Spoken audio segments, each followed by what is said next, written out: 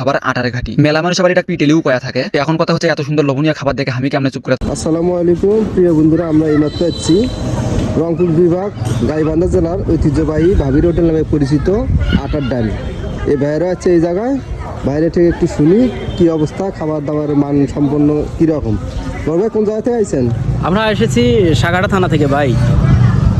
এখানে ভাবির হোটেলে খাবার মান সম্পন্ন আছে কি? না, ভাবির হোটেলে তো এই প্রথম আসলাম, অনেক ভালোই লাগলো। তো আমাদের গাইবান্ধা জেলা ফুলছড়ি থানার মধ্যে এটা পড়ে গেছে।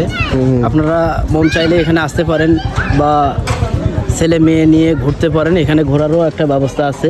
ইনশাল্লাহ খুবই ভালো লাগলো। আমরা অনেক দূর থেকে এখানে আছি ভাবির হোটেলে একটু, কিন্তু ভাবি কি তো পাইলাম না। তাই নাকি?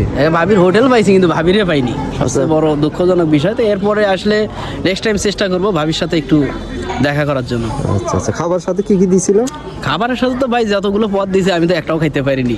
তারপরে সমস্যা হয়েছিল বাইরে থেকে আগে খাই আইছি, এই জন্য ভাবির হোটেলে বেশি এটা খাইতে পারলাম না। অসংখ্য ধন্যবাদ।